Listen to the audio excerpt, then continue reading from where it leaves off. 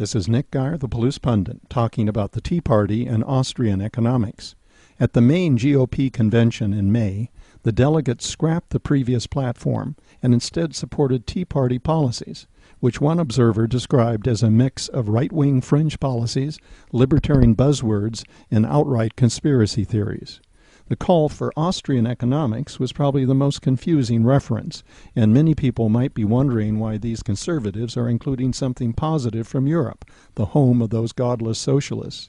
Let me begin with the economics of post-war Austria, as a way to argue against what the Tea Party means by Austrian economics.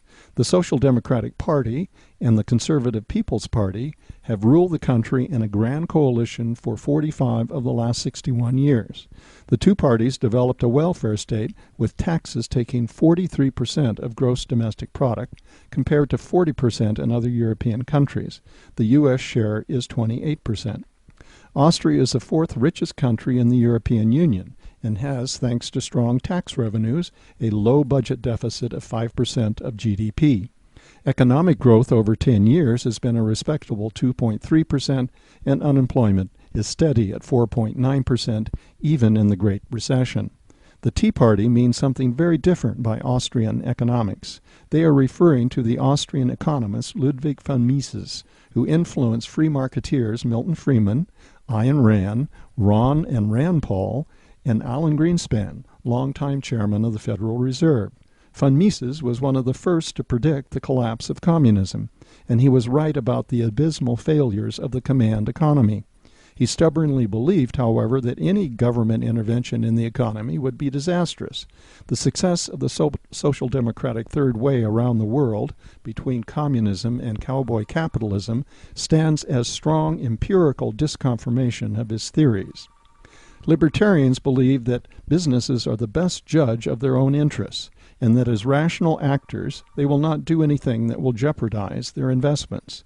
This principle stood behind the Bush administration's policy of voluntary self-regulation in industry. For example, the oil and gas industry has an exemption from the Clean Water Act, and its leaders have promised that it would stop using benzene as part of its fluid mixtures for fracturing gas-bearing rock.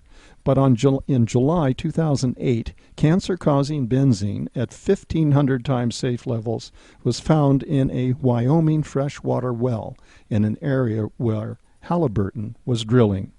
In testimony before a congressional committee in 2008, Greenspan confessed that he was in a state of, quote, shocked disbelief that the unfettered markets that he had championed for years had failed. He admitted that he had made a mistake, quote, in presuming that the self-interest of organizations, specifically banks and others, were such that they were best capable of protecting their own shareholders and their equity in the firms. Ideologues of all stripes are a stubborn lot, and we have to admire Greenspan's honesty. Today, there are die-hard communists who insist that the failure of Marxist-Leninist economics was due to a lack of theoretical purity and application. Libertarians also declare that countries that apply libertarian solutions, such as the U.S., Iceland, Ireland, and the Baltic states, did not go far enough in spending cuts and deregulation. Both camps are living under grand delusions. It is almost a cliché to say that the truth always lies in the middle, but Confucius and Aristotle were right about the golden mean between extremes, and 60 years of economic facts prove it to be true about the right amount of government intervention in the economy. This is Nick Geyer, the Palouse Pundit, wishing you a great day.